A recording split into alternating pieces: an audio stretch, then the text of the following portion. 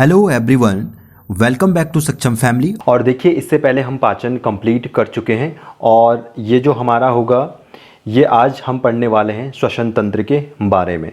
इससे पहले कि मैं आज आपको कुछ पढ़ाऊं, देखिए आप में से मुझे एक स्टूडेंट पूछ रहा था सर कि मेरे पास बहुत सारी प्रॉब्लम्स होती हैं, मैं जॉब के साथ मैनेज नहीं कर पाता हूं, तो सर मुझे कुछ टिप्स बताइए। तो देखिए यार, टिप्स कुछ नहीं होती हैं। हर चीज़ आपके ऊपर डिपेंड करती है कि आप क्या करना चाहते हो, कैसे नहीं करना चाहते हो। हम बस आपको मोटिवेट कर सकते हैं, आपको आपके लक्ष्य को लेकर, आपके टारगेट को लेकर। तो अगर आपके अंदर हौसला है कुछ कर गुजरने का, कुछ जज्बा दिखाने का, तो मैं यकीन से कह सकता हूँ कि आपके ऊपर कोई भी परेशानियाँ अभी आपके ऊपर चल रही हैं, ठीक है, तो वो तो निकल जाएगा ना, वो टाइम निकल जाएगा। तो आप उस टाइम को निकलने दीजिए, लेकिन अपनी तैयारी को करते रहिए। क्योंकि देखो, प्रॉब्लम हर किसी की लाइफ में आती है, और जब आप पीक पे होते हो ना, पीक पे, तो बहुत ज़्यादा प्रॉब्लम्स आती हैं, ठीक है। और वहाँ से अगर आपने यू टर्न ले लिया तो फिर वापस आने का तो मतलब ही नहीं बनता है। तो सर आप यू टर्न मत लीजिए, आप अपने काम को करते जाइए, वो भी अपनी पूरी इच्छा शक्ति और अपने लगन से, ठीक। तो आज हम बात करेंगे यहाँ पे श्वसन तंत्र के बारे में। और देखिए, जैसे श्वसन तंत्र हम कह रहे हैं तो श्वसन का मतलब तो आपको मालूम होना चाहिए। श्वसन का मीनिंग क्या होता है? तो श्वसन का मीनिंग होता है सर ग्लूकोज का टूटना, यही होता है श्वसन का मीनिंग, ग्लूकोज का टूटना। अगर कभी किसी ने बोला कि श्वसन क्या होता है, तो इसका मतलब ये नहीं है कि आप बोलो कि सर हम क्या कर रहे हैं, सांस ले रहे हैं अंदर की तरफ और सांस छोड़ रहे हैं बाहर की तरफ। नहीं, वो श्वसन नहीं होता है। श्वसन होता है ग्लूकोज का टूटना, ठीक। अब आप सभी ने ग्लूकोज के बारे में पढ़ लिया है। क्या पढ़ा है? जब हम खाना खाते हैं तो जो मेरा कार्बोहाइड्रेट होता है वो मेरा ग्लूकोज में चेंज हो जाता है, और ये क्या प्रदान करता है सर? हमें एनर्जी देता है। और यही एनर्जी क्या करते हैं फिर? ये जो ग्लूकोज होता है वह हमारी हर एक सेल तक चला जाता है, और इसी ग्लूकोज का जो ब्रेकडाउन होता है, टूटना होता है, वही क्या कहलाता है? वो कहलाता है मेरा श्वसन। क्या कहलाता है? श्वसन कहलाता है। चलिए, तो अब के बाद कभी भी आपसे कोई पूछे श्वसन क्या होता है, तो आप ये जवाब देंगे ग्लूकोज का टूटना होता है श्वसन। और सभी को मालूम है ग्लूकोज हमारी सेल तक कैसे पहुंचता है। जब हम खाना खाते हैं, पाचन होता है, उसके बाद जो हमारा जो खाना होता है उसका ब्रेकडाउन होके फाइनली वो ग्लूकोज में चेंज होता है, प्रोटीन का अमाइनो एसिड में चेंज होता है, और जो मेरा वसा होता है वो ग्लिसरॉल में चेंज हो करके उसका छोटी आंत में एक विली होती है, जिसकी फिंगर एक उंगली नुमा जिसका शेप होता है, उससे उसका अवशोषण हो करके हमारी पूरी बॉडी में पूरी सेल तक पहुंचा दिया जाता है, ठीक है। तो श्वसन मतलब समझ में आ गया होगा सबको कि श्वसन क्या होता है। चलिए, अब हम बात करेंगे आज यहाँ पे कि सर श्वसन के अंदर कौन कौन सी चीज़ें हम पढ़ने वाले हैं। देखिए, मैंने एक बहुत सिंपल सा डायग्राम यहाँ पे बनाया हुआ है, ठीक है। ये डायग्राम आपने कई बार बहुत जगह देखा भी होगा, आप 10th की बुक उठा के भी देख लीजिए, वहाँ पे भी आपको ये डायग्राम मिल जाएगा। तो मैंने इसको बहुत सिंपल वे में बनाया है, मैंने कुछ लिखा नहीं है। यहाँ पे मैंने कुछ नंबरिंग की है, देखिए यहाँ पे 1 2 3 4 5 6 7 इस टाइप से मैंने कुछ नंबरिंग की हुई है। और जो मैंने ये नंबरिंग की है, जैसे 1 है तो 1 का मतलब हो गया नासिका छिद्र। ये अगर मैंने यहाँ पे 2 लिखा हुआ है तो इसका मतलब ये कौन सी है? ये मेरी ग्रासा नली है। 3rd मैंने यहाँ पे लिखा हुआ तो इट मीन्स ये कंठ है। और ऐसे ही 4th का मतलब हो गया आपका वायु नली का। ऐसे ही आपका यहाँ पे जो ये 5th वाला लिखा हुआ मैंने, इसको ध्यान दीजिएगा, ये वाला जो पार्ट है, ये वाला जो पार्ट है, ये और ये इसको क्या बोला जाता है? श्वसन नलिकाएं। और जो यहाँ पे इसके बाद ये देखिए, ये वाला पार्ट दिख रहे हैं, यहाँ जैसे ये ब्रांच यहाँ आ गई है और इससे फिर दूसरी और ब्रांचें निकली हुई हैं, ये वाली ब्रांचें हैं, जैसे एक ये ब्रांचें हैं। तो ये तो मेरी हो गई श्वसन नलिकाएं। और इससे जो अंदर की तरफ ये मुड़ी हुई हैं, ये दिख रहा है ना, ये वाली, इनको बोला जाता है सूक्ष्म नलिकाएं, सूक्ष्म श्वसन नलिकाएं यहाँ पे नहीं कह सकते हैं। और 6 पे हो गया ये। और फिर 7 नंबर पे मैंने लिखा है ये जो आपका एक शेप दिखाई दे रही है, आप हो गया आपको कुपिका। ये पाउच जैसा बोला जाता है इसे, एक इसका नाम हॉल लिख सकते हैं आप, इसे और नाम क्या लिख सकते हैं आप? इसे वायु कोश भी लिख सकते हैं, ठीक है, इसे आप वायु कोश भी लिख लीजिएगा। चलिए, ठीक। तो ये मेरा वायु कोश भी हो जाता है। तो अब मुझे यहाँ पे लिखने की ज़रूरत नहीं है कि मैंने कौन कौन सी चीज़ें लिखी हुई हैं, और सारी चीज़ें मैंने यहाँ पे बता दी हैं। तो सबसे पहले तो हम ये जानने की कोशिश करेंगे कि सर श्वसन तंत्र का मतलब क्या होता है। देखिए, तंत्र का मतलब क्या है सर? हमारी बॉडी सेल से मिलके बनी हुई है, और सेल आपस में मिलके ऊतक बनाते हैं, और ऊतक से मिलके क्या बनता है सर, हमारी ऑर्गन बनता है। तो इस श्वसन में हमारे जितने भी ऑर्गन काम कर रहे हैं, जैसे हमारा लंग्स हो गया, हमारे यहाँ पे ये जितने भी हैं, कूपिका हो गई, श्वसन नलिकाएं हो गई, हमारा कंठ हो गया, नासिका छिद्र जिसे हम नासिका द्वार भी कह देते हैं। तो यहाँ पे इतने सारे ऑर्गन्स लगे हुए हैं। जब ये सारे ऑर्गन आपस में मिलते हैं फिर हम इसको कह देते हैं तंत्र। और हम किस तंत्र की बात कर रहे हैं, हम सांस ले रहे हैं, इसलिए इसे बोल दिया जाता है श्वसन तंत्र। तो श्वसन तंत्र का मतलब सबको समझ में आ गया, चलो अच्छी बात है। अब इसमें बात करेंगे कि प्रोसेस कैसे होती है इसमें। तो सिंपल सी बात है, सबसे पहले आप क्या करते हैं, सांस मुंह से लेते हैं, हा हा हा हा, मुंह से सांस ली जाती है, बिल्कुल ली जाती है सर, लेकिन हम मुंह से सांस नहीं लेते, हम कहाँ से लेते हैं सांस, नासिका से सांस लेते हैं, अपनी नाक से सांस लेते हैं। ऐसा क्यों होता है कि हम मुंह से भी तो हम सांस ले सकते हैं, वो मैं आपको आगे बताऊंगा कि ऐसा क्यों होता है कि हम ऐसा क्यों प्रेफर किया जाता है कि हमें नाक से ही सांस लेनी होती है।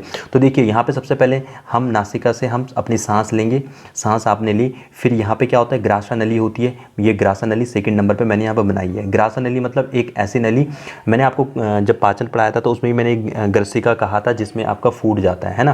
फिर मैंने यहाँ पे बताया था फूड और जो आपका विंड पाइप होता है, मतलब श्वसन नली और जो फूड पाइप है, उन दोनों कंबाइंडली आपको ग्रासा नली ही कह देते हैं। बात समझ में आई, ग्रासा नली दोनों को कंबाइंड ग्रासा नली ही कह देते हैं, लेकिन बाद में जाके उन दोनों का अलग अलग वो हो जाती हैं। अभी बताऊंगा इसमें आगे। तो ये मान के चलिए ग्रासा नली में आएगी सांस, उसके बाद यहाँ पे मैंने कंठ लिखा हुआ है, ये आपके गले से होते हुए फिर यहाँ पे आएगा, कहाँ पे, वायु नली का, इसे ट्रैकिया भी कह दिया जाता है इंग्लिश में, ठीक है। तो कभी क्या होता है कि पेपर में ट्रैकिया नाम से आएगा तो याद रखना कि ये वायु नलिका की बात कर रहा है, इस नलिका की बात कर रहा है। ये वाली यहाँ से मान के चलिए, ये जो ये पूरी आ रही है ना ग्रासा नली के नीचे, ये वाली पूरी नलिका यहाँ तक, यहाँ से लेकर यहाँ तक, ये पूरी क्या है मेरी, ये मेरी वायु नलिका है। तो यहाँ पे मेरी हवा आएगी, फिर हवा फिर यहाँ से बंट जाती है, यहाँ पे जो ये वायु नलिका है ये मेरी बंट गई है, जो ये वायु नलिका मैंने यहाँ पे लिखी है ये यहाँ पे बंट गई है, ये श्वसन नलिकाओं में बंट गई है। तो ये मेरी श्वसन नलिका है, ये और ये मेरी श्वसन नलिका है। तो यहाँ से आएगी फिर मेरी एयर अंदर ऐसे यहाँ पे आएगी, फिर एयर यहाँ पे अंदर आने के बाद ये यहाँ पे इस तरह से जाएगा। इनका मैंने नाम दे दिया है सूक्ष्म नलिकाएँ, ठीक है। ये मेरी श्वास नलिकाएँ हो गई, ये मेरी श्वास नलिकाएँ हो गई। और यहाँ से जो आप सब ब्रांचेज आपको दिखाई दे रहे हैं, देखो ये सब ब्रांचेज हैं, यहाँ पे ये सब ब्रांचेज है, ये मेरी सब ब्रांचेज हैं। तो इन सब ब्रांचेज में ये वाली जो मुझे दिखाई दे रही है आप लोगों को, ये मेरी है सूक्ष्म नलिकाएं। बात समझ में आई। अब जैसे ही सांस यहाँ पे आ गई, इन सूक्ष्म नलिकाओं में चली गई, ये आ गई यहाँ पे सूक्ष्म नलिकाओं में चली गई, तो यहाँ पे कुछ आपको कूपिका नजर आ रही है, पाउच से नजर आ रहे हैं, अंगूर के गुच्छे से जैसे नजर आ रहे होंगे। अंगूर के गुच्छे तो मैंने बनाए नहीं है, लेकिन बुक में ऐसा लिखा हुआ है, एक अंगूर के गुच्छों की तरह इनका शेप होता है, ठीक है। तो गुब्बारे की तरह इनका शेप होता है, तो इनको बोला जाता है कूपिका। और बाद में यहाँ पे कहाँ आती है, हवा यहाँ पे आ जाती है कूपिका में, और इस कूपिका में हवा आने के बाद ये यहाँ पे मैंने लिखा है लास्ट में रुधिर वाहिका, एक कूपिका कोष लिखा है। कूपिका कोष में आपको कंफ्यूज नहीं होना है, ये सिंपल सी बात है। मेरी लेट्स सपोज मेरा एक, मैं ये बना देता हूँ यहाँ पे, ये माना मेरी एक कूपिका है, ठीक है, ये मेरी कूपिका है। इसको अगर मैं काट दूँ तो इसको बोला जाता है कूपिका कोष, ठीक। और रुधिर वाहिका, इसमें आपकी जो ये रुधिर कूपिका है, इस कूपिका में क्या होता है, कुछ ब्लड कैपिलरीज होती हैं जिसे रुधिर वाहिकाएँ बोल दिया जाता है, जहाँ पे आपका ब्लड होता है, ठीक है। ऐसे ये कैपिलरीज इसमें अटैच्ड होती हैं, मैंने यहाँ पे बनाई नहीं है। तो ऐसे यहाँ पे काफ़ी आपकी रुधिर वाहिकाएँ जो होती हैं यहाँ पे अटैच्ड होती हैं इनमें, जैसे मैंने यहाँ पे बनाया है। इसमें रैपअप होती हैं, रैपअप समझते हो ना, मतलब ऐसे जाल सा इनका बिछा हुआ होता है। और यहाँ पे जो हवा आती है, ये हवा इन रुधिर वाहिकाओं के थ्रू फिर हमारी पूरी बॉडी में चली जाती है। तो ये तो बहुत सिंपल सी बात है, ठीक है। तो यहाँ पे आपको करना क्या है, इतना तो आपको समझ में आया कि सर सांस ऐसे लेते हैं, बिल्कुल सांस ऐसे लेते हैं, लेकिन इसको बढ़ने से पहले हमें कुछ चीज़ों के बारे में जानना ज़रूरी है, जो क्या आता है, बहुत हमारे पेपरों में पूछ लिया जाता है। तो अभी तक मैंने क्या बताया, सिंपल सी बात है, वातावरण से वायु आती है, हमारी नासिका छिद्र में जाएगी, फिर नासिका गुहा में जाएगी, फिर हमारी ग्रास नली में जाती है, फिर ग्रसनी, फिर श्वास नली में जाता है, ठीक है। फिर ये जो श्वास नली है, फिर ये किस में चला, बाएं और दाएं उसमें विभाजित हो जाती है, फिर हमारे क्या है, फेफड़े में पहुँचती है। तो ये सारा मेरा फेफड़ा है ना। तो ये जो वायु नलिका में जिसकी बात कर रहा हूँ, ये यहाँ से लेकर और यहाँ तक जो ये वाला पार्ट है आपके 9th तक है, ये सारा किस में आ जाएगा, आपका फेफड़े में आ जाएगा, ठीक है, क्योंकि ये फेफड़े के अंदर ही तो हैं ये सारे के सारे। तो ये मेरा फेफड़े के अंदर है ये सारे के सारे। तो मैंने कह दिया फिर यहाँ से वायु नलिका के बाद ये सारा का सारा आ गया फेफड़े में आ गया, ठीक है। और फिर फेफड़े में क्या होता है, जो आपकी ये वायु नलिका होती है, या इसको श्वास नलिका भी बोल सकते हैं। मैंने वायु नलिका इसलिए कहा कि ताकि आपको कन्फ्यूजन ना हो, वायु नलिका और श्वास नलिका। तो जो ये वायु नलिका है, ये डिवाइड हो गई आपकी डिवाइड हो गई 2 पार्ट में। तो जिसमें इसको श्वास नलिका मैंने इसका नाम दे दिया है, ठीक है। फिर जो श्वास नलिकाएं हैं ये फिर से क्या होंगी, पतली पतली शाखाओं में विभाजित होंगी, ये बंटेंगी और बढ़ने के बाद ये क्या करेंगी, यहाँ पे जो हमारा ये कूपिका है, ये वायु कोष्ठिका वाहिनियों को बोल सकते हैं इन्हें। ये वायु के उसमें क्या होते हैं, इनको बोला जाता है एल्वियाई भी इन्हें अंग्रेजी में बोल दिया जाता है। और इनके थ्रू क्या हो जाएगा, ये कैपिलरीज जो लगी हुई है मेरी रुधिर वाहिकाओं के थ्रू आपका जो वायु है वो पूरे उसमें बॉडी में पहुँच जाता है। चलिए, कन्फ्यूजन तो नहीं हो रही है? मैं इसलिए आपको रिवाइज करवाता रहता हूँ सो दैट कि कुछ चीज़ें ऐसी होती हैं जो मैं एक बार नहीं बोलता हूँ तो क्या पता दूसरी बार मैं उन चीज़ों को बोल दूँ तो जिसके समझ में नहीं आया तो वो उस चीज़ों को समझ सके। सबसे पहले हम जानेंगे कि हमारे पास जैसे हमने बहुत सारा बायोडाइवर्सिटी में जीवों विविधता वाले चैप्टर में हमने बहुत सारी चीज़ें पढ़ी हैं, है ना। हमें पता है कि जो हमारे पौधे होते हैं, पौधे देखो हम यहाँ पे किसकी बात करें, मनुष्य की बात कर रहे हैं, ठीक है। तो पौधे कैसे सांस लेते हैं, श्वसन कैसे करते हैं? सर स्टोमेटा एक क्या होता है, उनमें रंध्र टाइप के पाए जाते हैं, वो स्टोमेटा के थ्रू क्या करते हैं, अपनी सांस लेते हैं। छिद्र होते हैं ना पौधों में, पत्तियों में, उसको बोला जाता है स्टोमेटा। तो पौधे इस टाइप से अपनी सांस लेते हैं। अगर मैं दूसरी बात करूँ कहाँ पे, जैसे मेरे एकोशिकीय जीव होते हैं। एकोशिकीय जीव बोले तो एकोशिकीय जीव आप सभी को पता है, एकोशिकीय जीव आप सभी को पता है कि जिसे बोला जाता है अमीबा, पैरामीशियम। अब मैं यहाँ पे नाम नहीं लिख रहा हूँ, ठीक है। अमीबा हो गया, पैरामीशियम हो गया, ये कैसे सांस लेते हैं ये पेपरों में पूछ लिया जाता है, इसलिए मैं ये आपको बता रहा हूँ। ये अपने शरीर की सतह से लेंगे, शरीर की सतह से। शरीर की सतह समझते हो ना सर, सिंपल सी बात है। जो मेरा अमीबा होता है वो विसरण के माध्यम से क्या करता है, ऑक्सीजन लेता है। ऑक्सीजन मतलब श्वसन करता है। जैसे मैंने सिंपल ये अमीबा बना दिया, ठीक है, ये मेरा अमीबा है। तो जो इसकी सतह है, ये वाली सतह, ठीक है, इसको बोल दिया मैंने सतह। तो ये इसी से क्या करता है, सांस लेता है और इसी से जो CO2 होती है उससे बाहर भेज देता है। सिंगल कोशिका है तो सब एक ही में काम होगा, है ना। तो ये तो अमीबा की बात हो गई। दूसरा अगर मैं बात करता हूँ यहाँ पे, जैसे अब मैं मानव की बात करता हूँ कि मानव में क्या होते हैं सर, फेफड़े होते हैं। तो सबको पता है कि फेफड़ों से कौन कौन सांस लेता है सर, मानव फेफड़ों से सांस लेता है, ठीक है। और मेरे क्या आते हैं सर, पक्षी में फेफड़े होते हैं, हाँ बिल्कुल होते हैं। तो पक्षी भी मेरे फेफड़ों से सांस लेंगे। रेप्टाइल्स में जिसमें छिपकली आ जाती है, तो छिपकली कैसे सांस लेगी, तो सर ये भी फेफड़ों से सांस लेगी, ठीक है। जितने भी मेरे पशु होते हैं, पशु कैसे सांस लेंगे सर, वो मेरे फेफड़ों से सांस लेंगे। मतलब जितने भी वर्टिब्रेट होते हैं वो सारे के सारे किससे सांस लेते हैं, वो लेंगे हमारे लंग्स से, हमारे फेफड़ों से। लेकिन यहाँ पे एक क्वेश्चन आता है, अगर मैंने कह दिया मछली, क्योंकि मछली भी वर्टिब्रेट में आ जाती है। वर्टिब्रेट बोले तो जो कशेरुकी प्राणी होती है जिनमें रीढ़ की हड्डी होती है। तो मछली किससे सांस लेती है सर, मछली फेफड़ों से सांस ले लेती है। तो मछली किससे लेगी, मछली अपने गिल से सांस लेती है, जिसको क्या नाम दे दिया जाता है, हिंदी में क्या बोलते हैं इसे, थोड़ा मैं हिंदी और इंग्लिश में थोड़ा कंफ्यूज हो जाता हूँ, गलफड़े, ठीक है। तो मछली किससे सांस लेगी सर, गलफड़े से सांस लेगी। तो देखो आपको यही पढ़ना होता है कि श्वसन में भी पढ़ेंगे कि देखो मनुष्य का श्वसन तो हम पढ़ ही रहे हैं, लेकिन हमें ये भी जानना जरूरी है कि जो हमारे जीव जंतु हैं वो कैसे श्वसन करते हैं। ऐसे ही हम जानेंगे कि जो जीव जंतु होते हैं, हमारा रक्त परिसंचरण है, जो रक्त का जो हमारा बॉडी में जो रक्त परिसंचरण करता है, जो एक पार्ट से दूसरे पार्ट या पूरी बॉडी में जो फैला हुआ है वो तो ठीक है, लेकिन ऐसे जीवों में कैसे होता है, ऐसे जब हम उत्सर्जन पढ़ेंगे तो उनका भी ये पढ़ना कि ये जो मनुष्य है वो उत्सर्जन का तो पता है हमें कि कैसे होगा, लेकिन जो हमारे ये जीवधारी हैं, ये जो जीव हैं, ये कैसे उत्सर्जन करते हैं। तो यही चीज़ें परीक्षाओं में आपके पूछ ली जाती हैं, ठीक है। और ये देखिए जो मैं आपको यहाँ पे बता रहा हूँ इनमें भी सेट क्वेश्चन है परीक्षा का, ठीक है। अब आपको एक बहुत इंपॉर्टेंट बात बताता हूँ जो सबसे ज़्यादा पेपरों में पूछी जाती है। तो मछली का सबको समझ में आएगा कि सर किससे सांस लेगा, ये गलफड़ों से लेगा, या फिर कभी गिल्स भी आ सकता है, तो आप गिल्स भी इसमें मार सकते हैं। अब मैं बात करता हूँ, अगर माना मछली हो गया, अगर मैं मेंढक की बात करूँ, मेंढक, ठीक है। तो मेंढक हमेशा याद रखो, मेंढक आपका किससे सांस लेगा, त्वचा से, ठीक है। एक मेंढक और एक आपका केंचुआ, अर्थवॉर्म जिसे नाम दे दिया जाता है, ये दोनों किससे सांस लेते हैं, ये मेरे त्वचा से सांस लेते हैं, याद रखना, ठीक है। बहुत पेट क्वेश्चन है एग्जाम पॉइंट ऑफ व्यू से। देखो मैं 2-3 चीज़ें बताता हूँ, एक केंचुआ और एक हमेशा याद रखो कॉकरोच भी बहुत बार पूछा जाता है। तो जो कॉकरोच होता है वो किससे सांस लेते हैं, ये ट्रैकिया से सांस लेता है। ट्रैकिया बोले तो सर ये अभी मैंने बताया ना वायु नलिका, तो ये वायु नलिका से सांस लेगा। और पेपर में वायु नलिका लिखा हुआ नहीं आएगा, पेपर में आएगा लिखा हुआ ऐसे, कैसे, ऐसे लिखा हुआ आएगा ट्रैकिया, और फिर वहीं वायु नलिका ढूंढते रहना, ऐसे लिखा हुआ आएगा ट्रैकिया, कि कॉकरोच किससे सांस लेता है, ट्रैकिया से सांस लेता है, ठीक है।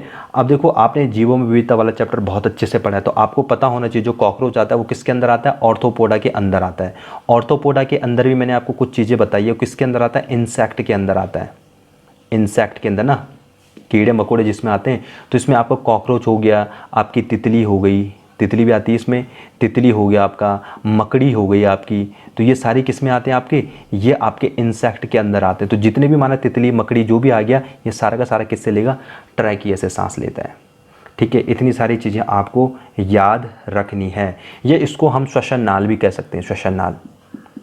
ठीक है, कि ट्रैकिया को दूसरा नाम क्या है, श्वसन नाल। अरे समझ जाओ ना, ये है श्वसन नाल। यहाँ से मतलब जैसे होता क्या है, हम यहाँ से सांस ले रहे हो तो हमारे यहाँ पे कहाँ तक जा रहा है, ये मेरा कुपिका तक पहुँच रहा है कि नहीं पहुँच रहा है, ये जो पाउच है यहाँ तक हमारी वायु पहुँचती है। तो इस तरह से हम सांस ले रहे हैं। फिर यहाँ पे क्या हो रहा है इनका, यहाँ पे मेरी जो रुधिर वाहिकाएं हैं वो इन पे रैप अप हो रखी है। ठीक है, तो फिर यहाँ पे थोड़ा एक्सचेंज होता है CO2 और O2 का, कार्बन डाइऑक्साइड और ऑक्सीजन का एक्सचेंज होता है यहाँ पे, अभी समझाऊंगा उससे आगे। लेकिन फिर ये जाके फिर हम जैसे फिर सांस छोड़ते हैं ना बाहर की तरफ, मतलब मेरी कार्बन डाइऑक्साइड बाहर आती है। लेकिन इस केस में क्या होगा, जिनमें ये कॉकरोच जैसे जीव जो होते हैं, ये इसी से सांस लेते हैं आपका, और इसी से आपकी जो बाहर चली जाती है हवा। ठीक है, तो इस टाइप से ये इनका इस टाइप से कोई भी आपका लंग्स वगैरह नहीं होते। तो ये कैसे लेंगे, ये ट्रैकिया से ही सांस लेंगे, और ट्रैकिया से ये वापस ब्रीथ आउट भी कर देंगे, मतलब बाहर की तरफ अपनी जो भी गैस उन्होंने इनहेल की वो छोड़ देंगे। ठीक है, तो ये बहुत परीक्षा की दृष्टि से बहुत इंपॉर्टेंट क्वेश्चन बन जाता है, एक कॉकरोच। और हमेशा याद रखो मैं इंसेक्ट की बात कर रहा हूँ, कभी तितली आ गया तो ये सारा का सारा क्या होता है, ये श्वसन नलिका से सांस लेते हैं, ट्रैकिया, ये वाला पार्ट ग्रसनी के नीचे यहाँ तक, इसको बोला जाता है ट्रैकिया। और आपने देखा होगा, जैसे लेट सपोज मेरा ये कॉकरोच है ना, तो कॉकरोच के होता क्या है ना, ये लेट सपोज मेरी इसकी गर्दन हो गई। ठीक है, तो इसके यहाँ पे ऐसे छेद होते हैं इस टाइप से, ये ऐसे इनके छेद होते हैं। तो यहाँ से ये क्या करते हैं, सांस लेते हैं। ठीक है, तो कभी अगर इस कॉकरोच की गर्दन भी काट दो तो तब भी ये काटता रह क्या चलता रहता है। ठीक है, मरता नहीं है एकदम से। समझ में आई बात। अगर सिंपल सी मनुष्य की, अगर जैसे तुमने क्या कर दिया, अपनी आँख कान थोड़ी देर के लिए बंद कर दो, मतलब नाक बंद कर दो, मुँह बंद कर दो, सांस मत दो, थोड़ा तड़फना स्टार्ट कर देते हो ना, तो ये भी ऐसे काटने के बाद ये इस टाइप से तड़फना स्टार्ट कर देता है। ठीक है, फिर साथ में कईयों ने देखा होगा कि मतलब कॉकरोच को मारो एकदम से मरता नहीं है वो। क्यों नहीं मरता है, क्योंकि सर ये सांस अपनी बॉडी के चारों ओर से ले रहे हैं, और जब तक सांस ले रहे हैं तब तक तो वो जीवित ही है। समझ में आई बात। तो सर आप लोगों को इतनी सारी चीज़ें ध्यान रखनी है, और मुझे लगता नहीं है कि आपको ये सारी चीज़ें समझ नहीं आ रही। इसीलिए मैं कहता हूँ कि हर एक चीज़ एक दूसरे से लिंक होती है। तो बायोडाइवर्सिटी वाला चैप्टर अगर आपने अच्छे से पढ़ा है तो वहाँ पे ये चीज़ें आपको ईजी हो जानी चाहिए। ठीक है, तो अब चलेंगे हम एक अब हम एक्चुअल में बात करते हैं मानव श्वसन के बारे में, क्योंकि अभी तक अब हमें क्या पढ़ना है, इसमें केवल मानव श्वसन का पढ़ना है, और का नहीं पढ़ना है। लेकिन परीक्षा में आ जाएगा कि केंचुआ किससे सांस लेते हो, तो आप इस तरह से कर सकते हैं। ठीक है, तो चलिए अब एक एक करके हम ये सारी चीज़ें पढ़ते हैं। तो यहाँ पे हम सबसे पहले क्या करेंगे, जो भी हम सांस लेते हैं, ठीक है, तो सांस किससे लेंगे सर, हम नाक से सांस लेंगे, जिसको मैंने कह दिया नासिका छिद्र। तो नासिका छिद्र से क्या होगा हमारा, हम सांस अंदर यहाँ से लेंगे। मैंने फर्स्ट यहाँ पे इसमें लिखा हुआ है, तो आपको इसमें कोई प्रॉब्लम नहीं होना चाहिए, कोई कन्फ्यूजन नहीं होना चाहिए। तो अब देखिए सर होगा कैसे। ठीक है, तो यहाँ पे देखिए नासिका छिद्र। तो नासिका छिद्र में आपको कुछ चीज़ें याद रखनी कि नासिका छिद्र में क्या क्या होता है। यहाँ से हम सांस अंदर लेंगे, लेकिन यहाँ पे कुछ इंपॉर्टेंट चीज़ें जो मैं आपको बताना जा रहा हूँ। यहाँ पे होता है एक सीलिया, हिंदी में लिख देता हूँ सीलिया।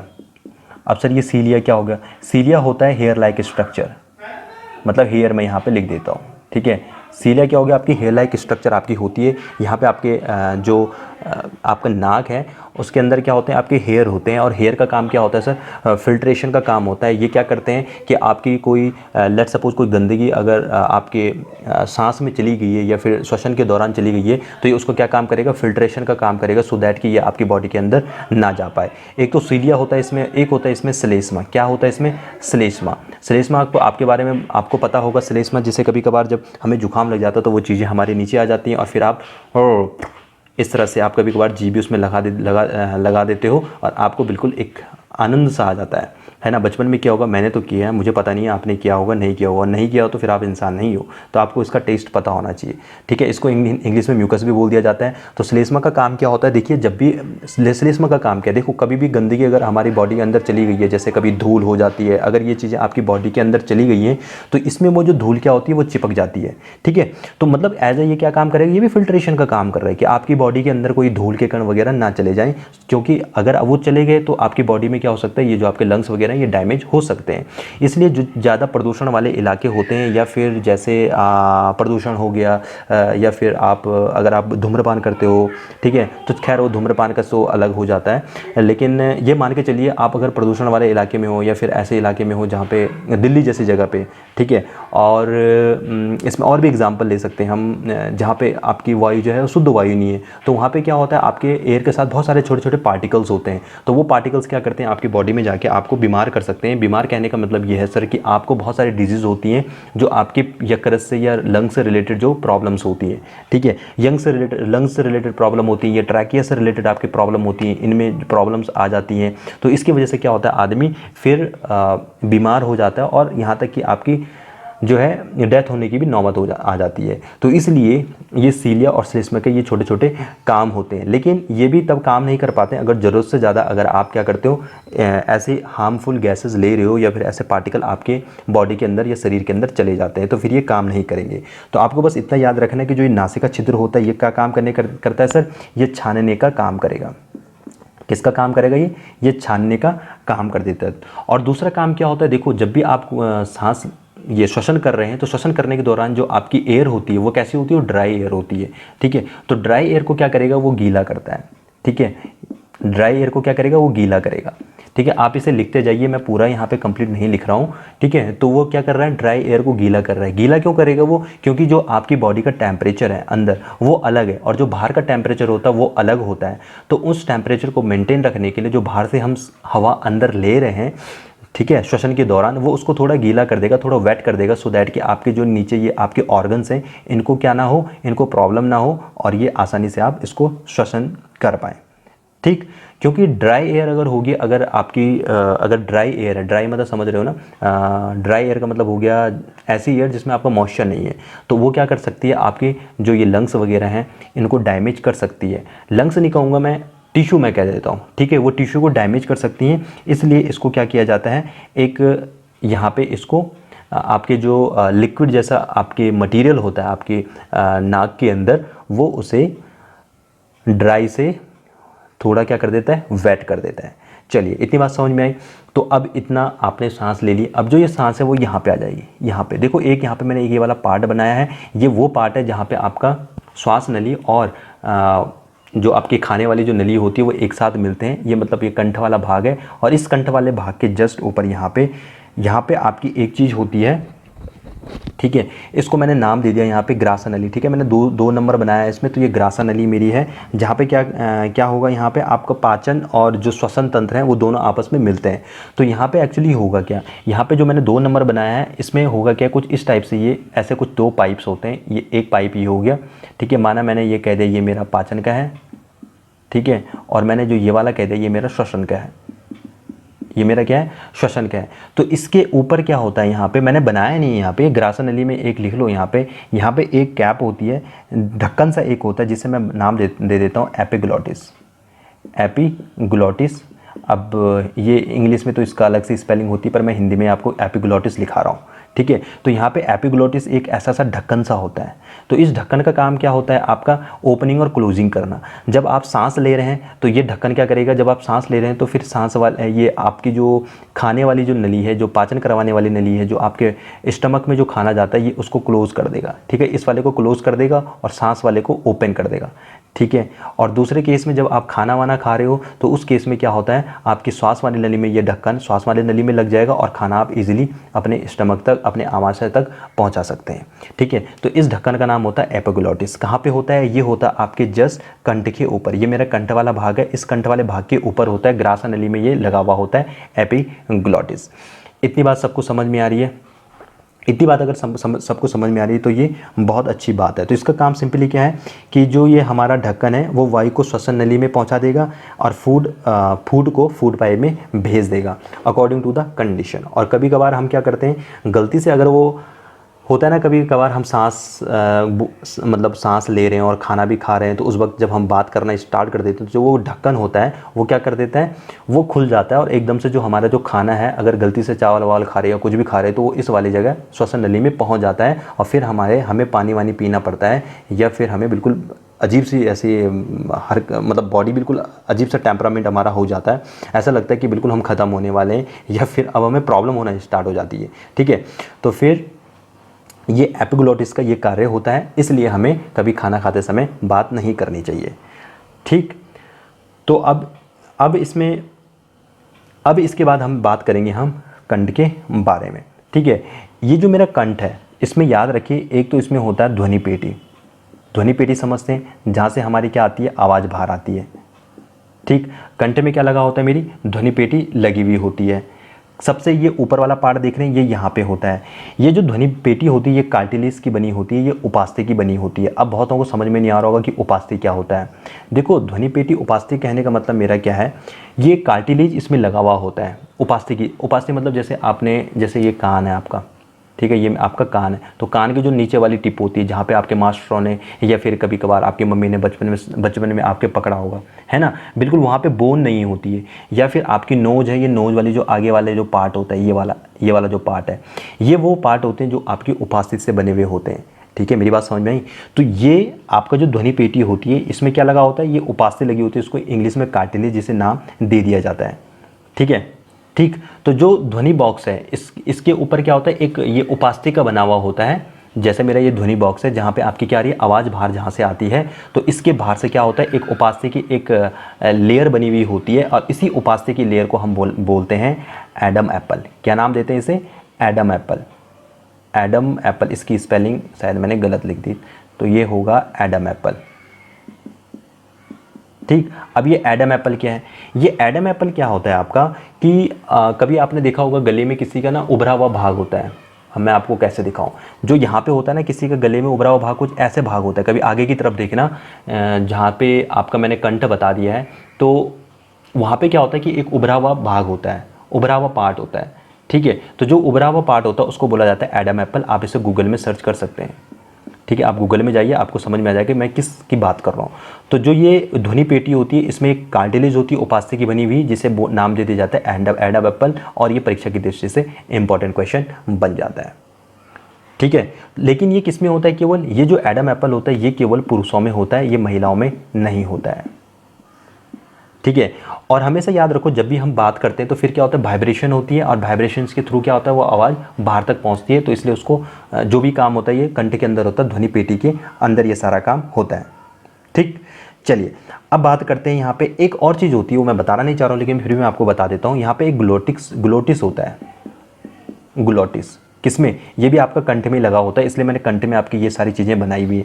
यहाँ पे क्या होता है, ग्लोटिस भी होता है।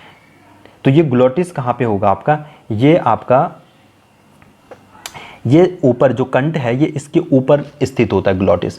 ये मैंने बताया ग्रासा नली में तो आपकी एपिग्लोटिस होता है, यहाँ पे ये ग्रासा नली में होगा, लेकिन ये कंठ के ऊपर वाले पार्ट में होता है ग्लोटिस। इस ग्लोटिस का काम क्या होता है, जो भी आप बोलते हो तो यहाँ पे क्या होता है, कंठ में वाइब्रेशन होता है, फिर उस आवाज़ को बाहर तक पहुँचाना, ये होता है ग्लोटिस का काम। बस आपको इतना सा याद रखना, और कुछ नहीं है। ठीक है, अब बात करते हैं सर वायुनलिका के बारे में। अब हम बात करेंगे वायुनलिका। तो वायुनलिका सर ये कंठ पे ही आपके यहाँ पे ये वायुनलिका लगी हुई हुई है, और यहाँ तक ये सारी हम वायुनलिका की बात करते हैं। ठीक, तो वायुनलिका का काम क्या होगा सर, ये क्या करेगा, जो हम ऊपर से जो हमारी सांस आ रही है, हवा आ रही है, ये हवा को ऊपर से लेकर के ये लंग्स तक पहुँचाएगा। ठीक है, ये आएगी ना हवा, यहाँ पर ये हवा आ रही है और इसको कहाँ पहुँचाएगा, लंग्स तक। ठीक, तो ये हवा को क्या पहुँचाएगा, हवा को फेफड़ों तक पहुँचाएगा। ये आपका केवल आपका वायुनलिका का काम है, फेफड़ों तक पहुंचाना। बस आपको इतना याद रखना है। चलिए अब हम बात करेंगे श्वसन नलिकाएं। अब इसके बाद क्या होगा, ये दो पार्ट में डिवाइड हो गए, एक इस तरफ और एक इस तरफ। देखिए, इसको बोला जाता है श्वसन नलिकाएं। ठीक है, अब इन श्वसन नलिकाओं का काम क्या है, एक लेफ्ट की तरफ है, एक राइट की तरफ है। एक ये श्वसन नलिकाएं किस तरफ चली गई, एक मेरी चली गई LHS की तरफ, एक चली गई मेरी RHS की तरफ।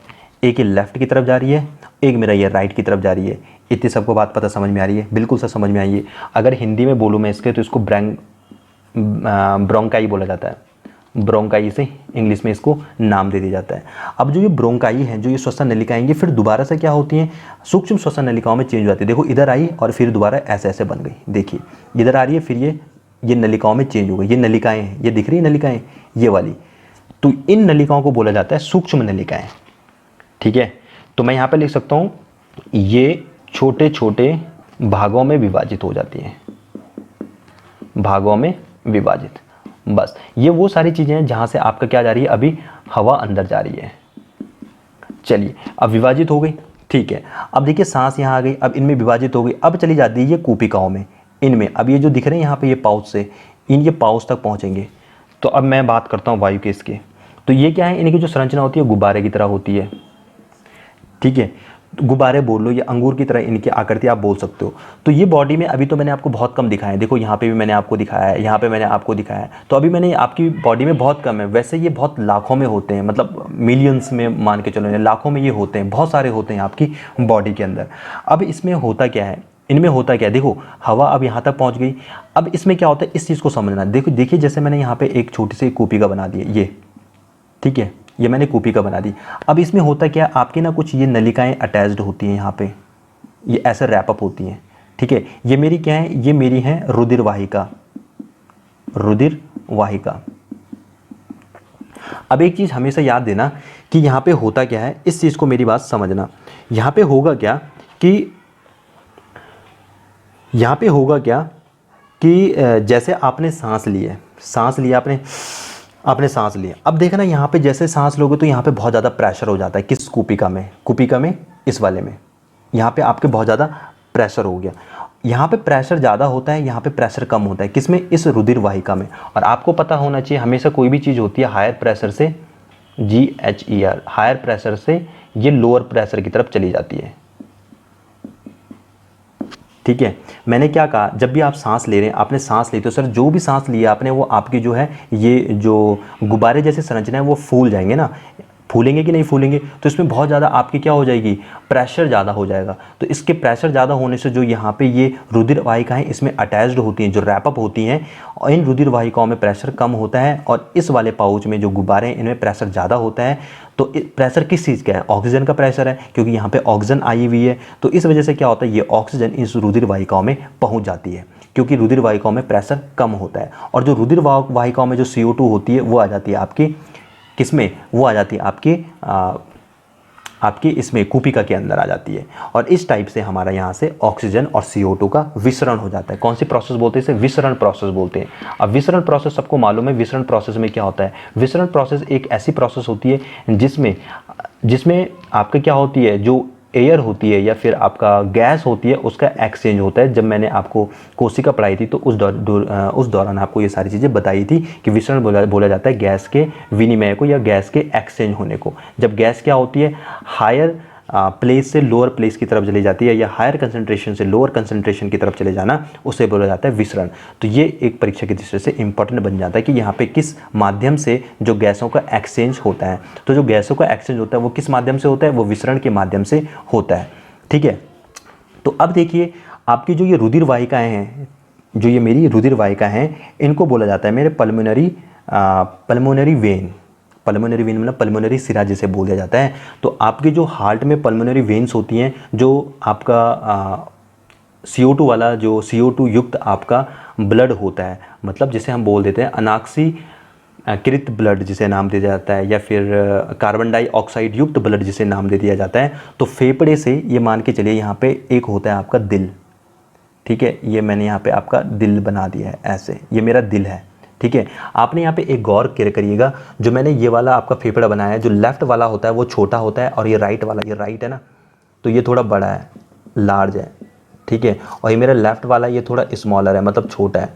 इसके पीछे का कारण क्या है, यहाँ पे आपका जो हार्ट है, जो दिल है, वो दिल एक्चुअल में इन दोनों के बीच में होता है, किसके, दोनों लंग्स के बीच में, ठीक है। ये लंग्स और इस लंग्स के बीच में होता है आपका दिल। और जो दिल होता है वो आपका इस तरफ थोड़ा टिल्ट होता है, किसकी तरफ, इस वाले हार्ट की तरफ, इस वाले लंग्स की तरफ टिल्ट होता है, राइट वाले लंग्स की तरफ टिल्ट होता है। टिल्ट होना मतलब इस तरफ मुड़ा हुआ होता है, इस तरफ अटैच्ड होता है। इस वजह से जो ये वाला लंग्स होता है वो हमेशा थोड़ा बड़ा दिखाई देता है, ठीक है। क्या बोला मैंने, जो दिल होता है आपका, जो हार्ट होता है वो इस तरफ टिल्ट होता है आपका, इस वाले लंग्स की तरफ, राइट वाले लंग्स की तरफ। इसलिए जो ये वाला मेरा फेफड़ा होता है, राइट वाला जो फेफड़ा होता है वो हमेशा थोड़ा बड़ा होता है एज़ कम्पेयर टू इस वाले फेफड़े के, ठीक है। तो जो ये हार्ट है, तो आपको पता होगा हार्ट का काम क्या है कि ऑक्सीजन वाले ब्लड को लेके जाना, और जो आपका कार्बन डाइऑक्साइड युक्त जो ब्लड है या ब्लड है उसको कहाँ तक पहुँचाना, ये रुधिर वाहिकाओं तक पहुँचाना। तो हमेशा याद रखो ये, अभी जब मैं आपको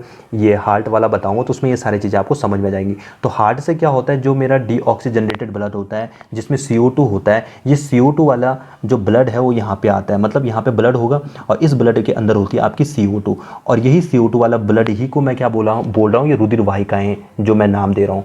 तो ये यहाँ से क्या होगा, ये हार्ट से ये वाला ब्लड रुधिर वाहिका आपकी आएगी, जिसको मैं पल्मोनरी वेन या पल्मोनरी सिरा में नाम दे रहा हूँ, ये यहाँ से आएगी आपकी। और इसमें जो रैपअप होती है, ये किसमें, ये कूपिका में रैपअप होती हैं, क्योंकि यहाँ पे CO2 का जो मात्रा होती है वो कम होती है, और जो मेरी ये वाला जो पाउच है इसमें जो मेरा ऑक्सीजन की मात्रा है वो बहुत ज़्यादा है, इसलिए यहाँ पे O2 हमारे इस वाले पोजीशन में आ जाती है, मतलब इस रुधिर वाहिका में आ जाएगी, और CO2 जो है वो मेरा इस गुब्बारे के अंदर चली जाएगी, जिसको मैं कूपिका नाम दे रहा हूँ। और फिर ये CO2 यहाँ से फिर आपके सांस से ऐसे नाक के माध्यम से फिर वापस बाहर आ जाती है।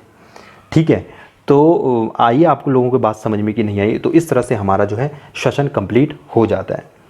आप लोगों को बात इतनी समझ में आई कि नहीं आई, मुझे लग रहा है आप लोगों को बात समझ में नहीं आई है। थोड़ा मेरी बातों को ध्यान से सुनिएगा, मैं आपको एक बार फिर से इसको समझाने की कोशिश करता हूँ, अगर आपको समझ में बातें नहीं आई हैं। मुझे पता है आपको जहाँ कहाँ पे समझ नहीं आया हो, अगर वैसे तो किसी को समझ में आ गया हो, लेकिन जिसको समझ में नहीं आया वो फिर से मेरी बातों को सुन लो। यहाँ तो सबको समझ में आया है कि सर नाक से सांस आ रही है, फिर यहाँ पर मेरा ग्रास नली, फिर मेरा कंठ से, फिर मेरा वायु नली का जो है, फिर यहाँ से इस तरह से, और फिर मेरे कूपिका तक पहुँच रही है, ये बोला मैंने आपको। ठीक है, मैंने आपको क्या बताया, ये कूपिका है, ये मेरी क्या है, एक कूपिका है, ये मेरी कूपिका है। ठीक है, जिसको मैंने गुब्बारा बोल दिया या पाउच जैसी एक संरचना बोल दी, मेरी बात समझना। अब यहाँ पे मेरी ऑक्सीजन जब आ रही है तो ये फूलेगा ना, ये ऐसे होगा ना, ऐसे इस टाइप से होगा ये कि नहीं होगा, क्यों, क्योंकि सर मेरा ऑक्सीजन है वो उसका कंसंट्रेशन बहुत ज़्यादा है। आप ऐसे सांस ले रहे हो तो मतलब यहाँ पे हायर कंसंट्रेशन हो गया ऑक्सीजन का, और यहाँ से होता क्या है कि आपका हार्ट से एक सिरा आती है जिसको मैं पल्मोनरी वेन कहता हूँ। कोई टेंशन मत लो, ये आपको जब मैं अभी हार्ट पढ़ाऊँगा, जब दिल के बारे में बताऊंगा तो वहाँ पे आपके सारी चीज़ें समझ में आ जाएंगी, इसकी टेंशन मत लेना। तो यहाँ से बस इतना याद रखो कि यहाँ पे आपकी पल्मोनरी वेन होती है, उसको पल्मोनरी वेन को पल्मोनरी वेन ही कह दिया जाता है, उसको अलग से कोई नाम नहीं होता है। तो जो ये पल्मोनरी वेन्स हैं, ठीक है, ये पल्मोनरी वेन्स यहाँ पे आएगी, इसमें ऑक्सीजन CO2 वाला ब्लड होता है, मतलब ऐसा ब्लड जिसमें CO2 है। अब ये क्या होगा, इसमें रैपअप होता है, ऐसे ये ऐसे रैपअप होते हैं इसमें, ऐसे इस टाइप से। अब इसके अंदर तो मेरी O2 है, इस वाले गुब्बारे के अंदर कूपिका जिसे मैं कहता हूँ, इसमें O2 है। अब यहाँ पे क्या होगा, ये ऐसा रैपअप है, तो इसमें मेरी CO2 है, कार्बन डाइऑक्साइड है। अब O2 यहाँ पे ज़्यादा है, CO2 कम है, अब यहाँ पे थोड़ा एक्सचेंज हो जाता है, ये O2 इसमें मिल जाएगा, CO2 इसमें मिल जाएगा। अब CO2 जैसे इसमें कूपिका में आएगा, अब CO2 कूपिका में आ गया तो CO2 फिर हम जैसे हम एक्सहेल कर रहे हैं ऐसे बाहर की तरफ, तो फिर मेरा CO2 बाहर आ गई, और O2 इसी रुधिर वाहिका के थ्रू हमारे फिर हार्ट में चली जाती है, और फिर हार्ट से फिर वो जो ऑक्सीजन वाला ब्लड होता है फिर वो पूरे बॉडी में उसको पंप कर दिया जाता है। ठीक है, तो इस टाइप से हार्ट का भी काम होता है। हार्ट का बेसिकली काम क्या है, जितनी भी आपकी बॉडी में डीऑक्सीजनेटेड ब्लड है, मतलब ऐसा ब्लड जिसमें कार्बन डाइऑक्साइड है, तो पूरा हार्ट में आता है पहले, और हार्ट में आने के बाद फिर दोबारा वो यहाँ पे आपका आ जाता है कूपिका में, और कूपिका से फिर क्या होगा, जो ऑक्सीजन वाला ब्लड है, शुद्ध ऑक्सीजन वाला जो ब्लड है, फिर हो जाता है हार्ट में, और फिर हार्ट फिर दोबारा उसको पंप करके पूरी बॉडी में फैला देता है। इतनी बात सबको समझ में आई कि नहीं आई? हाँ, मुझे पता नहीं यार, मुझे आप लोगों को बात समझ में आ भी रही है कि नहीं आ रही है। तो बस इतना सा याद रखिए यहाँ पे कि जो यहाँ पे प्रेशर डिफरेंस होता है, O2 ज़्यादा CO2 कम, इस टाइप से यहाँ पे एक्सचेंज हो जाता है रक्त वाहिकाओं में। ठीक, तो अब यहाँ पे एक चीज़ कुछ चीज़ें हैं, और इस तरह से आपका श्वसन कंप्लीट हो गया है। ठीक है, अब इसमें कुछ चीज़ आप देखिए और समझिए।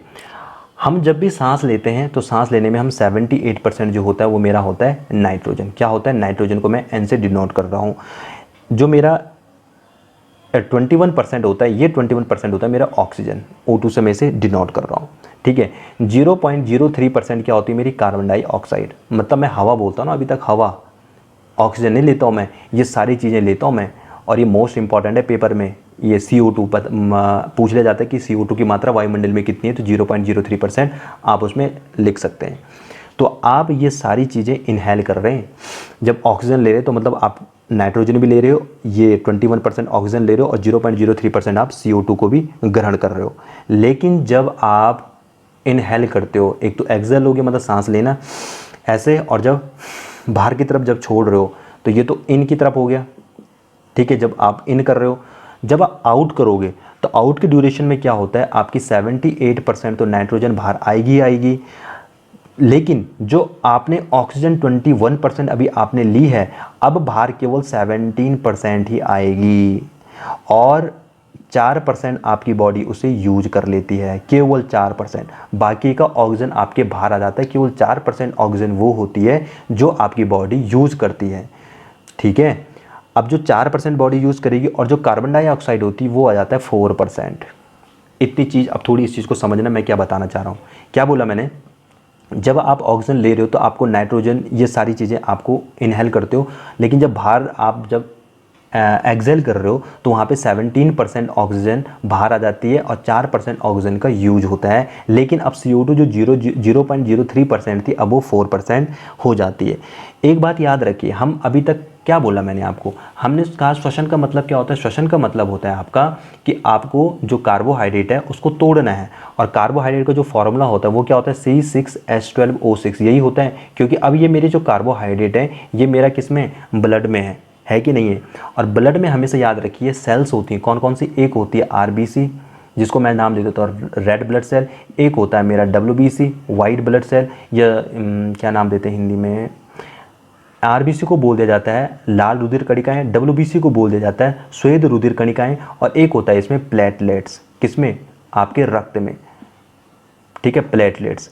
अब सर मैं यह बात कर रहा हूँ कि सर आपके जो CO2 वाला आ रहा है ये ब्लड में तो आ रहा है ना, ये जो मेरे रुधिर वाहिका है, इस रुधिर वाहिका के अंदर रुधिर के साथ आपका गैस तो होगी ही होगी, जो CO2 है वो तो होगी ही होगी, साथ में आपके RBC WBC ये भी वहाँ पे होते हैं, क्योंकि ब्लड में ये सारी चीज़ें होती हैं, श्वेत रुधिर कणिकाएँ, आपके लाल रुधिर कणिकाएँ।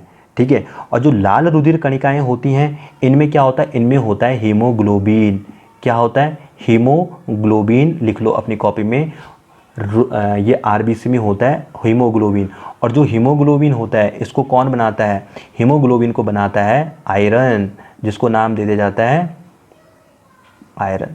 हीमोग्लोबिन किससे बनता है, आयरन से।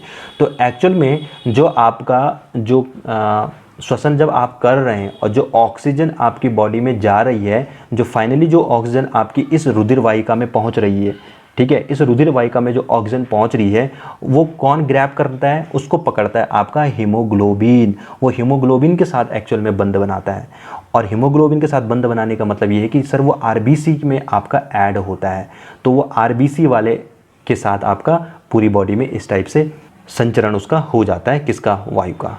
ठीक है, तो इसीलिए बोला जाता है कि आयरन की गोली खाइए, आयरन की कमी हो जाती है। क्यों हो जाती है, क्योंकि सर उससे क्या बनता है, हीमोग्लोबिन बनता है।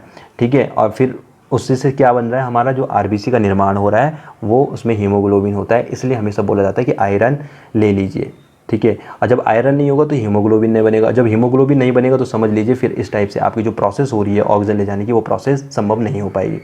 और हमेशा याद रखिए, जब देखो आयरन नहीं होगा तो मतलब रक्त की कमी हो रही है, और रक्त की कमी से एक रोग होता है जिसे बोल दिया जाता है एनीमिलिया। क्या नाम, एनीमिलिया। इसको एक बार चेक कर लेना, मैंने कहीं नाम एनीमिलिया कुछ गड़बड़ तो नहीं हो गया। ठीक है, तो रक्त की कमी से कौन सा रोग हो जाता है, एनीमिलिया रोग आपका हो जाता है।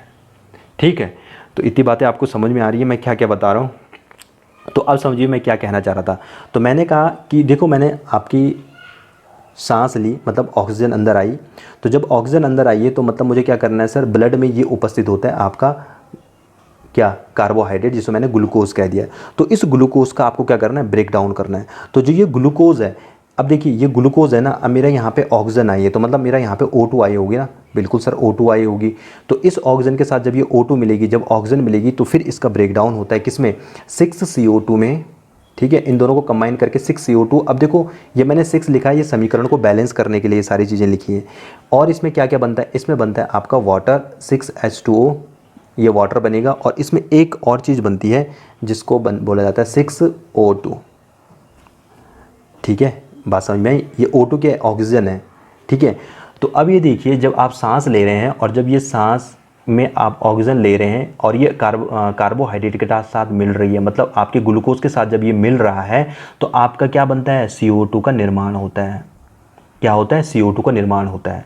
तो जो ये CO2 का निर्माण हो रहा है एक्चुअल में यही CO2 सेल के अंदर बनता है। ये जो सिंपल सी मैं एक सेल की बात करता हूँ ना, ये मेरी मानस सेल है एक, अमीबा ना लगे ये, ठीक है, अमीबा मत मानने से।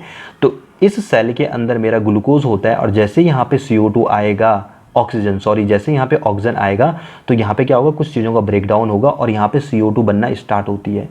अब CO2 पहले कम थी, सेल के अंदर CO2 पहले कम थी, अब CO2 ज़्यादा होने लग गई। और मैं क्या कहता हूँ, हमारी बॉडी में लाखों करोड़ों सेल होती हैं। अब ये जो प्रोसेस होती है पूरी हर एक सेल में होती है। तो इस तरह से आपकी बॉडी में ना फिर कार्बन डाइऑक्साइड की मात्रा ज़्यादा होने लग जाती है और फिर इस टाइप से वो जो कार्बन डाइऑक्साइड होता है, वो कार्बन डाइऑक्साइड युक्त जो रक्त होता है वो आपके पहले हृदय तक आता है। जैसे आपके पैरों में भी कार्बन डाइऑक्साइड युक्त रक्त होगा, आपके सिर में भी होगा, तो फिर आप क्या करता है, वो पूरे के पूरे फिर श्वसन होता है। इसको क्या बोल दिया जाता है, ये एक ऑक्सीकरण अभिक्रिया है। श्वसन क्या है मेरी, एक ऑक्सीकरण अभिक्रिया है। कैसी अभिक्रिया है श्वसन, एक ऑक्सीकरण अभिक्रिया है। ऑक्सीकरण अभिक्रिया क्यों बोला जाता है, इसमें ऑक्सीकरण का मतलब होता है जिसमें ऑक्सीजन का जुड़ना होता है, जिसमें ऑक्सीजन जुड़ती है। तो यहाँ पे आपकी ऑक्सीजन जुड़ रही है, ठीक है, इसीलिए ये प्रोसेस हो रही है, इसलिए श्वसन की प्रक्रिया को ऑक्सीकरण भी कह दिया जाता है, ठीक है। तो मुझे लगता है कि आप लोगों को शायद ये सारी बातें समझ में आई होंगी। आप दोबारा से इस लेक्चर को देख सकते हैं। अगर फिर भी कोई प्रॉब्लम होती है तो आप मुझे पूछ सकते हैं। इसमें थोड़ी कुछ चीज़ें होती हैं, जैसे कुछ क्वेश्चन है फ्रैक्शनल टाइप में, छोटे छोटे वन लाइनर टाइप के क्वेश्चन होते हैं कि हम ब्रीथिंग टाइम अपना कितना होता है, इस टाइप से कुछ क्वेश्चन होते हैं, वो मैं आपको बाद में बता दूंगा, ठीक है। तो it is all about your breathing system. और इसमें एक लास्ट और चीज़ बच जाती है, मैंने इसके बारे में आपको नहीं बताया, ये है मेरा डायफ्राम। इस डायफ्राम का काम क्या है, आप अपनी कॉपी में लिख सकते हैं, मैं आपको बता देता हूँ। ये एक क्या होता है, एक मेरा पेशीय अंग होता है, ठीक है। क्या है, मेरा एक पेशीय अंग है। और इस पेशीय अंग का काम क्या होगा, देखो, एक तो इस डायफ्राम के नीचे वाला पार्ट होगा, एक डायफ्राम के ऊपर वाला पार्ट होगा। तो जो मेरा डायफ्राम के ऊपर वाला पार्ट होता है उसको बोला जाता है चेस्ट कैविटी। इसको हिंदी में तो पता नहीं, हिंदी में चेस्ट कैविटी बोलते होंगे शायद, मतलब ऐसा पार्ट जिसमें हमारे चेस्ट होती है ना ऊपर की तरफ, फेफड़े वाले, तो ऊपर की तरफ मेरा चेस्ट होता है, ठीक है। और जो ये पूरा होता है ये किस में होता है, हमारी पसलियों के अंदर होता है, ये सबको मालूम होगा। तो मेरा ऊपर वाला पार्ट चेस्ट कैविटी वाला पार्ट, और ये नीचे उदर वाला पार्ट, मतलब पेट वाला जो पार्ट होता है, ठीक है। पकड़ लो अपनी रिब्स वगैरह को, पसलियाँ जहाँ पे होती हैं, तो उसके जो नीचे वाला पार्ट है उसको बोला जाता है उदर वाला पार्ट, जो होता है उदर वाला पार्ट। ये नीचे उदर वाला पार्ट हो गया, पेट वाला पार्ट हो गया, और ऊपर वाला क्या हो गया, चेस्ट कैविटी। और डायफ्राम क्या है, एक पेशीय अंग है। ये करता क्या है सर, ये आपको सांस लेने में मदद करता है, ठीक है। प्रेशर को मेंटेन करने का काम बेसिकली, कि प्रेशर को मेंटेन रखेगा, नहीं तो गलती से कभी ज़्यादा सांस ले ली तो फट गया तो फिर हो गया काम, ठीक है। सो इतनी सारी चीज़ें आपको याद रखनी है। तो मुझे लगता नहीं कि मैंने शायद यहाँ पे कोई चीज़ें छोड़ी हैं। आपको 10th से बहुत ज़्यादा हम ऊपर चले गए, इतना शायद आपकी पेपर में आए भी ना, लेकिन आपको इतनी सारी चीज़ें पता होनी चाहिए। मैंने आपको कोई भी चीज़ें, मुझे लगता नहीं कि मैंने आपको कोई चीज़ रटवाई है, ठीक है। तो इतनी चीज़ें आपको याद रखनी है। तो आप कीजिए अनुलोम विलोम, इसीलिए बाबा रामदेव क्या बोलते हैं, अनुलोम विलोम कीजिए, क्योंकि अनुलोम विलोम करने से क्या होता है, देखिए, बिल्कुल हम जब गहरी सांस लेते हैं तो फिर आपकी जो भी कार्बन डाइऑक्साइड वगैरह है, ऑक्सीजन वगैरह है, ऑक्सीजन अंदर जाती है, तो फिर आपका ब्रेकडाउन बहुत अच्छे से होता है। अब आप बिल्कुल अच्छे से सांस नहीं लेंगे तो फिर आपके ये सारा जो प्रोसेस है वो अच्छे से परफॉर्म नहीं हो पाएगा और हमें फिर प्रॉब्लम होना स्टार्ट हो जाती है। इसलिए अनुलोम विलोम को कराया जाता है, ठीक। सो आई थिंक कि आप आज के लिए हमें इतना ही रहने देना चाहिए। सो मिलेंगे हम एक नए टॉपिक में, तो वहाँ पे मैं आपको थोड़ा सा कुछ क्वेश्चन बताऊंगा और साथ ही साथ में हम बात करेंगे इसके बाद आपके परिसंचरण तंत्र के बारे में, हमारा ब्लड कैसे सर्कुलेट करता है बॉडी के अंदर, आपके दिल के बारे में पढ़ेंगे, ठीक है। तो आज के लिए इतने रहने देते हैं, मिलेंगे हम एक नेक्स्ट वीडियो में, तब तक के लिए bye bye, take care and thank you.